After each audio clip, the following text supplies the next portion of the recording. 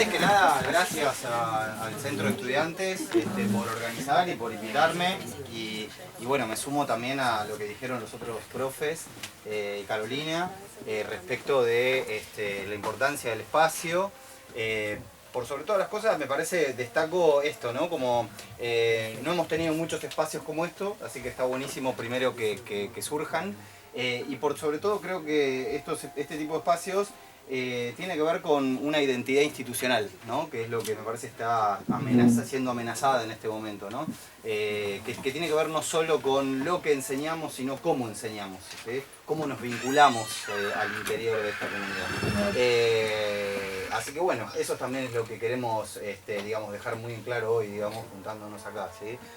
Cómo queremos aprender y cómo queremos enseñar, cómo queremos vincularnos, cómo queremos que circule el conocimiento, ¿no? Eso me parece por sobre todo, ¿sí? La identidad institucional, ¿sí? Bueno, como les cuento, a mí me invitaron, ¿no? Y me dijeron que iba a haber obras, entonces Carolina me contó un poco de qué trataba esta obra que tocaron antes. Y entonces yo dije, buenísimo, esto me viene al dedillo para básicamente poder de alguna manera resumir una de las clases de la materia. Yo soy profe de filosofía y estéticas. La mayoría de quienes están acá o han padecido la materia o la están padeciendo en este momento. Así que bueno, de alguna manera esto es un breve resumen de una de las clases que va a intentar tematizar un concepto dentro de otro concepto, ¿sí? Que es el concepto de apertura dentro del concepto de obra de arte. Y creo que varias de las obras que hoy se mostraron acá, la que se ejecutó por sobre todo y algunas de las que mostraron los profes, son muy buenos ejemplos e ilustran muy bien ese concepto. Yo hoy voy a tratar de mostrar algunas otras y tratando de... Voy a empezar con un par de obras musicales, pero también voy a tratar de mostrar cómo se desarrolla ese concepto en otros lenguajes artísticos para bueno, generar puentes, establecer vínculos, etc. ¿Sí? Y bueno, por supuesto que si quieren hacer alguna pregunta, interrupción o lo que sea en el medio, no hay problema. ¿Quieren abrir la puerta? Sí. Y si quieren apagarla. Bueno, vamos a primero escuchar y ver un clásico.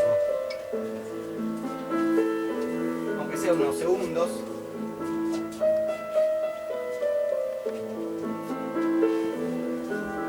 Bueno, supongo que todos y todas los y las presentes están al tanto de qué obra es, ¿no es cierto? Está orquestada, no sé si en el original es para orquesta, creo que no, pero bueno. Digamos que yo no soy músico y no tengo una palabra autorizada sobre esto, pero asumo que es una interpretación bastante, más allá de la orquesta, tradicional, digamos, ¿sí? De Para Elisa. Bueno, un clásico, ¿sí? Vamos a escuchar otra versión, ¿sí? De esta misma obra.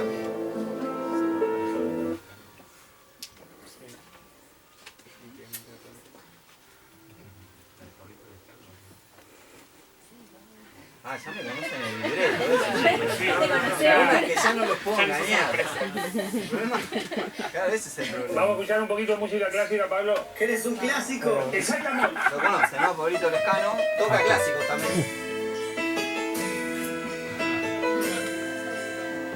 Orquestada también. Pueden advertir. Bien. Bien. Me interesan en particular estas dos versiones de esta obra, básicamente por lo siguiente. Uno puede, escuchando solo el principio, ¿no? Esa primera melodía ya casi trillada, digamos, advertir que se trata de dos versiones de una misma obra, ¿no? Dos versiones muy distantes, ¿no? Una más bien tradicional o incluso apegada lo más posible, supongo, al texto, a la partitura, etcétera, etcétera. Y otra versión que tiene modificaciones, ¿no? Por ejemplo, una modificación rítmica, claramente, y ni hablar de tímbrica, ¿no es cierto? Los instrumentos, etcétera. Pero aún así, a pesar de esas distancias y esas distintas modificaciones, escuchamos dos versiones de una misma obra, ¿no? Podemos identificar que se tratan de dos Para Elisas, ¿sí? Bien. La idea ahora es escuchar otro par de audios.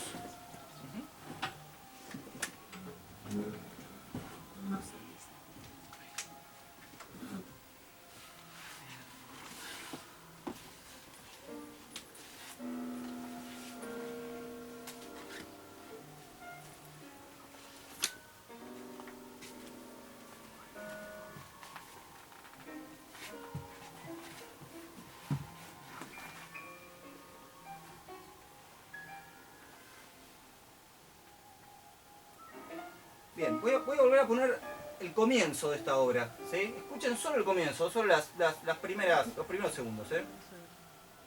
¿Un poquito más fuerte? Sí, no sé si... no sé, en realidad. ¿Esto da? Sí, podés subir del VLC directamente. Ah, sí, el reproductor se puede. Se lo estalla un poco, pero... ¿Ahí?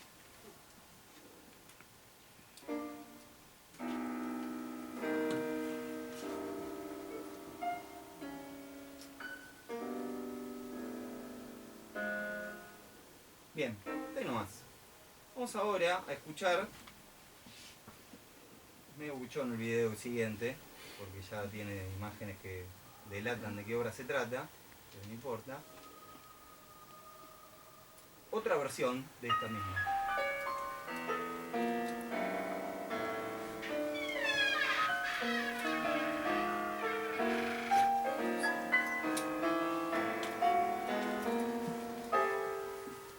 Bien, como habrán advertido, estas dos audios que escuchamos comienzan de manera completamente distinta, ¿no? O sea, si bien se trata de el mismo material sonoro en términos tímbricos, ¿sí?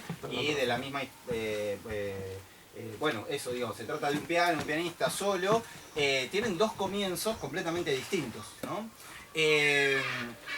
Si yo, y siempre hago esta prueba en la clase, ¿no? Le muestro estos dos audios a una persona, lo más probable es que me diga que se parecen, por ejemplo, por esta cuestión de que hay sonidos raros o relaciones raras entre los sonidos, o sea, no convencionales, atonales, digamos, pero que en principio no se trata de la misma obra, porque yo escucho dos cosas distintas, ¿no? Escucho dos relaciones interválicas distintas, ¿sí? Y sin embargo, son dos audios que se tratan de la misma obra. Esa obra es esta que está acá, que ahora la vamos a ver un poquito mejor. Se llama Klavierstück 11, ¿no? Pieza para piano, quiere decir eso, número 11, de este músico que se llama Karl-Heinz Stockhausen, ¿sí? Del cual ahora vamos a hablar.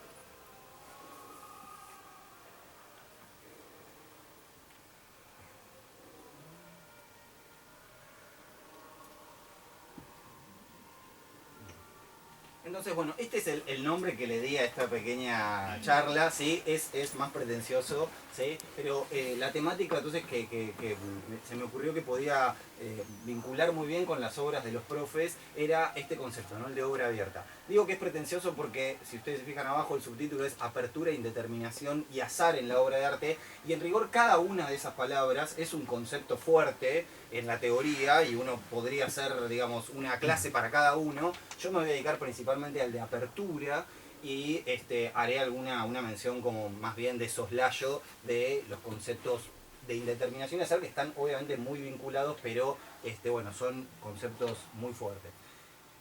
Me voy a basar principalmente en esta obra, ¿sí? Que se llama Obra Abierta, en este libro, en este texto, que es un texto que escribió Umberto Eco en la década del 60, ¿sí? En el año 62, después hizo una segunda edición donde la retocó bastante, ¿sí? Pero por lo menos hasta donde yo tengo noticia, es Umberto Eco el primero que le pone este nombre a algo, a un fenómeno que está sucediendo en los distintos lenguajes artísticos y que tiene que ver con esta cuestión de la apertura de la obra, ¿sí? Si bien, por ejemplo, el concepto de indeterminación o el de azar sí están presentes antes, ¿sí? Ahora voy a mencionar algunos autores y algunas obras, creo que es Umberto Eco el primero que de alguna manera sintetiza todo eso en un marco, digamos, le da un marco teórico así fuerte, ¿no? Bien, acá supongo que, bueno, estas eran las obras, ¿no? Que iban a estar pegadas, y como les decía, la obra, el par, digamos, de audio que escuchamos en segundo lugar, era de este músico, ¿sí? Stockhausen, y la hizo en 1956.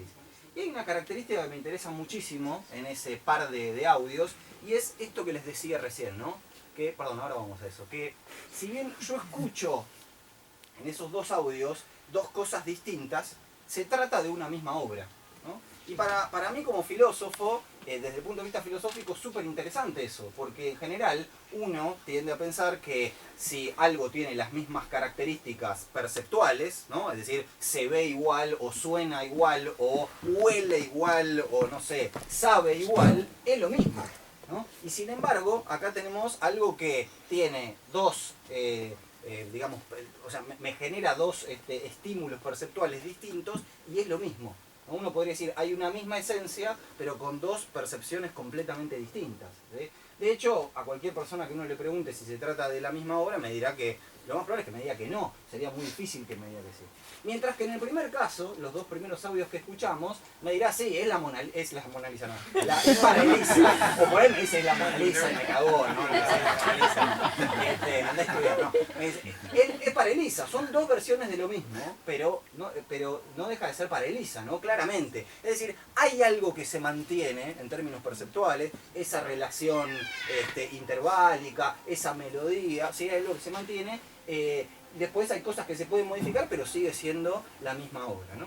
Bueno, en este caso, siempre me gusta mostrar, esto es una reproducción, creo que es de una parte nada más, de lo que es la partitura de la obra que escuchamos de Stockhausen, ¿no? De Klavierstück 11. Fíjense que es una partitura que, no sé si ustedes están habituados a tocar este tipo de partituras, pero parece poco convencional en principio, ¿no? Porque hay algo que falta, que es una suerte de linealidad, ¿no? Es decir, ¿cómo se toca esto, ¿no? ¿Qué se toca primero? ¿Qué se toca en primer lugar? ¿Qué se toca en segundo lugar? ¿No? Hay como una suerte de, parecería un desorden, ¿no? Pero esto que es justamente una suerte de desorden es algo que está deliberado, ¿no? Es decir, Stockhausen cuando pensó la obra, y por eso suena distinta en estas dos percepciones que hemos tenido, pensó una suerte de apertura en donde el ejecutante, el intérprete, tiene la facultad, tiene la libertad de elegir con cuál de estos fragmentos o pasajes, diría yo más que fragmentos, pasajes de la obra quiere comenzar, ¿no? Es decir, hay una suerte de libertad y preste atención a esto, ¿no? Esta libertad no es una libertad que él puede elegir tener, sino que no tiene otra posibilidad que tener a la hora de ejecutar esa obra. Es decir, esta obra no tiene otro modo de ser ejecutada que más que eligiendo el orden en el que se va a ejecutar. Es decir que, de algún modo, el ejecutante, ¿sí? Es algo así como un coautor de la obra, porque al elegir elementos, el orden de esos elementos, de algún modo organiza el material sonoro de un modo novedoso y propio, ¿sí? En este sentido, me parece que esta obra, y creo que las obras que escuchamos son clara muestra de esto también, podríamos decir que hay un par de características como básicas o esenciales de lo que sería el concepto de apertura, ¿no? Y que tiene que ver en principio con esto, ¿no? Lo que dice, es una forma no organizada unívocamente. Y en el sentido de que se trata de una forma no unívocamente organizada, tiene una posibilidad de organizaciones diversas, ¿sí? Por eso nosotros hemos escuchado dos organizaciones diversas de ese mismo material sonoro, ¿sí? Y por otra parte, esto que decía antes de la suerte de coautoría, ¿no? Cada vez que una obra abierta se lleva a término, ¿sí? Digamos, el ejecutante o el intérprete lleva a término, uno podría decir, concluye la obra, ¿no? Le da un acabamiento a la obra en su interpretación. ¿Por qué digo que lleva a término o que le da una suerte de acabamiento a esa apertura? Y no digo que cierra la obra. Precisamente porque toda obra abierta está pensada para mantenerse virtualmente abierta. Es decir, una de las, podríamos decir, de las propiedades positivas de la obra, por quienes producen estas obras, por quienes componen estas obras, es que la obra siempre se pueda mantener abierta y siempre pueda ser ejecutada, organizada, de un modo distinto por los distintos intérpretes, los distintos ejecutantes. Es decir, que una obra abierta nunca se cierra. Cada vez que uno de alguna manera ejecuta una obra o interpreta una obra, lo que hace es concretarla, ¿no? Da una de las posibles formas de concreción de esa obra, pero en ese sentido la obra no se agota, porque simplemente yo concreté un modo posible de organizar esa obra, ¿sí? Y siempre hay otros modos posibles. Bueno, esto, me adelanté a mi propia placa, ¿no? Así ansioso soy, ¿no? Pero fíjense una cuestión, ¿no? Acá quizás lo más importante es lo que está en verde a la izquierda, ¿no? Cuando dice, la apertura en estas obras está experimentada o está vivida por los compositores como un principio productivo. ¿Qué quiere decir esto, ¿no? Que es un principio productivo. Quiere decir que la obra se produce para ser abierta, adrede, a propósito, y que eso es una virtud de la obra, no un defecto. Uno podría pensar que en una concepción más tradicional de la obra de arte, digamos, todos los... bueno, las partituras y todas las indicaciones, ¿no? Que son muchísimas, ¿no? No solo la altura de las notas, sino la duración y también el carácter de la obra y todo eso, de alguna manera son indicaciones que el compositor le quiere dar al ejecutante para que para que interprete esa obra, ejecute esa obra de la manera más, entre comillas, fiel posible, ¿no es cierto? Acá, justamente, es el camino inverso, porque la apertura está vivida de parte del compositor como un principio que es positivo, como un lugar que le deja, un resto que le deja al ejecutante, al intérprete, para que él o ella pueda efectivamente decidir, elegir un montón de cosas. Y en ese sentido, cada concreción de la obra es una concreción única y original. Ustedes me podrán decir, bueno, pero cada vez que un músico ejecuta una obra, incluso para Elisa, también es única y original, porque en el fondo lo está tocando con su expresividad, con sus sentimientos, con en fin, sus particularidades. Es cierto, ahora después, sobre el final de la exposición, vamos a ver que cuando Umberto Eco tematiza el concepto de obra, él dice, toda obra en rigor es una obra abierta, porque hay un nivel de apertura que es este nivel más general. Pero acá estamos viendo, o estas obras que hemos visto hoy, ¿no? Que hemos escuchado hoy, obras en donde el concepto de apertura es un concepto fuerte y está visto justamente desde acá, desde un principio productivo. Se produce la obra para ser abierta, ¿no? No es que simplemente se deja librado esa suerte de interpretación, como podría ser, bueno, el carácter que yo, ejecutante, le quiero dar, sino que obligo al intérprete a tener que elegir, ¿sí? En una partitura como la que hemos visto de Stockhausen, si yo quiero ejecutar esa obra, no me queda otra que tener que elegir, ¿sí? Entonces, esa obra de algún modo me está espetando en la cara que yo como ejecutante, en realidad, soy también un autor de la obra, ¿sí? Soy un coautor de la obra. Tengo una pregunta. Sí, claro. Por ejemplo, en la literatura, ¿no? Sí. Qué sé yo, algo básico, Sí. no tan básico, pero un autor como Cortázar, en Rayuela, Bien, ponele, sí. que te propone llegar hasta determinado Ay. momento... que te propone llegar hasta determinado momento y empezar a combinar posibles Absolutamente. caminos, pero te los Absolutamente. propone. Absolutamente. Rayuela es de 1963, ¿no? Sí. Fíjense, ¿no? Fíjense la contemporaneidad de Rayuela, ¿no? Humberto Eco en 1962, en realidad él ya estaba pensando esto desde antes, ¿no? En 1958 Eco, en un famoso Congreso Internacional de Filosofía, expone una ponencia, un paper que se llama La Poética de la Obra Abierta, que es como el origen de después lo que será el libro, pero él está viendo en la década del 50 un montón de obras que pasa esto, digamos, ¿no? Donde hay una apertura que está dada. Yo hasta ahora me concentré siempre en el intérprete con el ejecutante, y justamente ahora más con la literatura y con estas obras, iba al otro lugar, que es el espectador, o eso que tradicionalmente llamamos espectador, ¿no? En esta obra, bueno, acá obviamente les puse Rayuela y les puse esa página que es célebre, ¿no? En donde le indica justamente al espectador, ¿no? Fíjense lo que dice, ¿no? Dice, a su manera este libro es muchos libros, pero sobre todo es 2 libros. El lector queda invitado a elegir. Mentira, no queda invitado, Cortázar es un mentiroso. No me está invitando, me está obligando a elegir. Porque yo no puedo leer Rayuela sin elegir un modo de leerlo, ¿no? Puedo leerlo de manera corrida o puedo incorporarle todos esos capítulos, pero en el fondo Cortázar como autor me está obligando a mí como lector a tener un rol participativo, un rol activo en la lectura. Es decir, me está diciendo, che, vos lector, vos sabés que construís el texto conmigo. El texto no es mi poder, digamos, no es mi creación como si yo fuera un dios que digo, esto es así y ya está, y está cerrado. Sino que acá hay una apertura en donde el lector no le queda otra que elegir. Es más, uno podría decir que en algunas ocasiones uno puede combinar las dos lecturas, ¿no? Ir leyendo como toda la primera parte así más de corrido y después ir incorporándole en algunas ocasiones. Y digo, hay mil maneras de leer Rayuela, ¿no es cierto? Y cada una de esas maneras podría ser una nueva lectura y revelarme cosas nuevas de la obra y de mí como lector, ¿no es cierto?